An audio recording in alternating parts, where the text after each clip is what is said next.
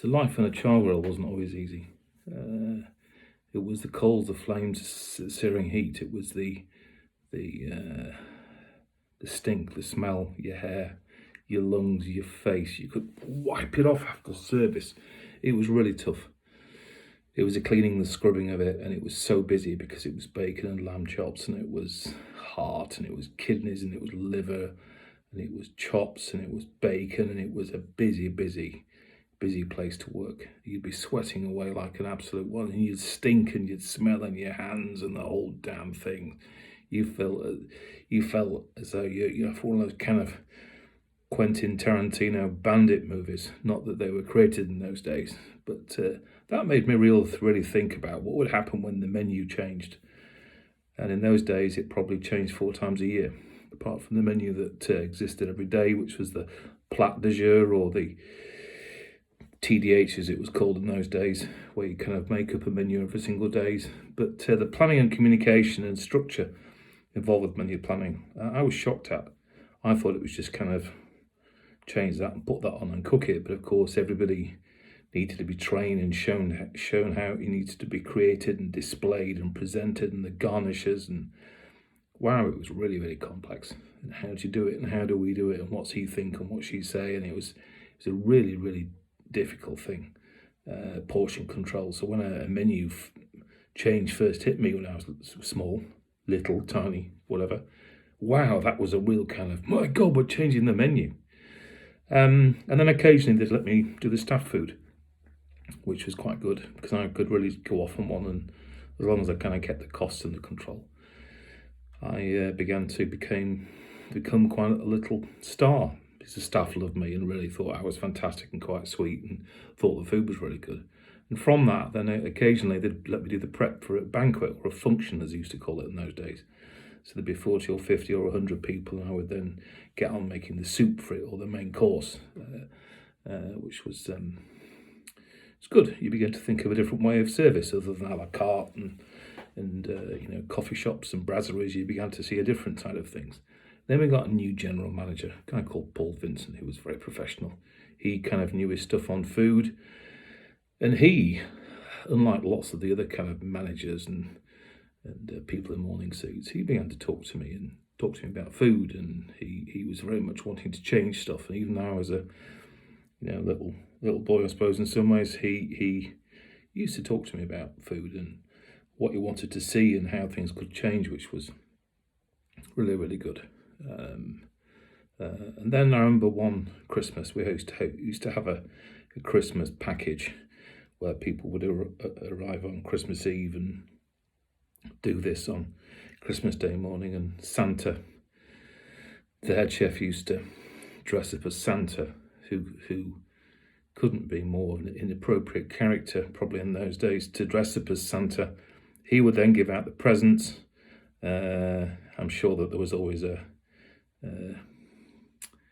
mismatch between how many were issued and how many were actually given to customers, but and then part of that was after lunch. He then used to rock up in with a table and a bowl and a whisk and a few things, and he would demonstrate a dish in the afternoon on with afternoon tea. Chef Michael would demonstrate. I remember once he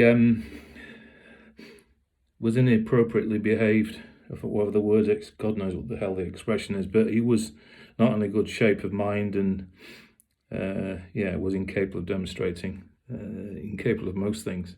So his little assistant, as in me, I was then left to demonstrate this particular dessert, which I did quite well with. And in those days, of course, you were frightened to hell of the customers because you were hidden away in the kitchen. So I demonstrated this dish and made it up as I went along. It looked quite good. People quite liked it. Our shifts, every day there was no 9 to 5, 7 till 3. It was a kind of early shift. You finish at 2:30, 3 o'clock, and then you go off for a few hours, and then you then come back in at 5:30, 6 o'clock and work till 11 o'clock midnight.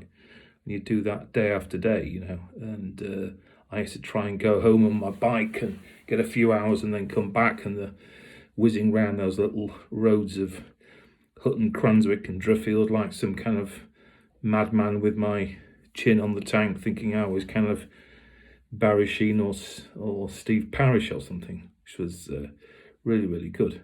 But yeah, that whole thing about creating something, designing something, making something, serving something, then starting again, I really kind of got into that whole thing. It was quite exciting.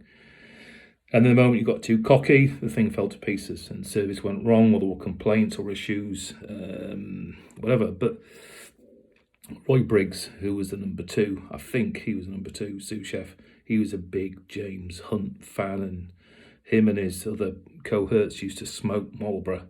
I'm sure that Roy used to have a Jag, or maybe it was a Capri, or a Cortina. He was a real petrol head. I remember was the only person I knew that could actually accelerate round corners in cars.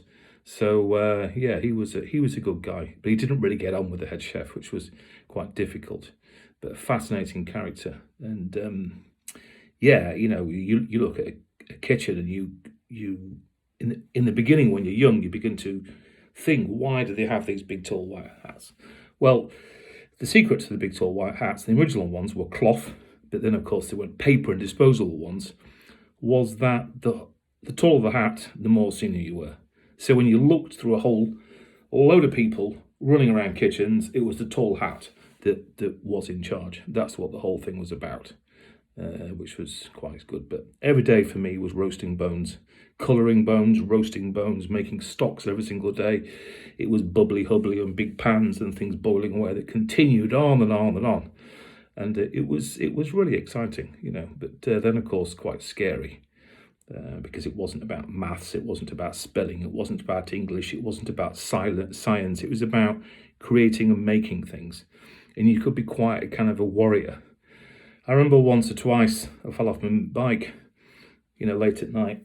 I fell off, and then I kind of somehow managed to get back to the old vicarage, and then my father would moan and groan and get out of bed early in the morning and then service this reasonably high-tech motorcycle in the way in which he always knew, which was getting a hammer to it. I think he thought it was a Norton or a BSA, but in those days, Japanese stuff was quite good. It wasn't high tech exactly, but it was better than him with his lump hammer bashing the hell out of the damn thing. And then I think to top it all, my father, David Bowie, was appearing in 1976. Or was it 77 or maybe 70? I don't know. In May at Wembley, but the old Wembley. And my father took me in his sky blue Volvo all the way down to Wembley to watch David Bowie come home again. That was a great thing, thinking, hey, my dad's hip. We want to see David Bowie. My God, the ginger hair and the spikes and all the makeup and stuff and the Space Oddity and Ground Control. But my father's expectations of me were quite high, because his grandfather went to King Edward's School. My father went to King Edward's School.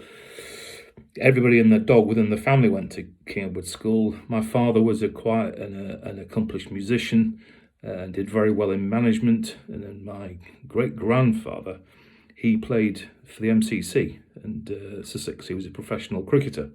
So you can imagine when I became a chef, how that was viewed.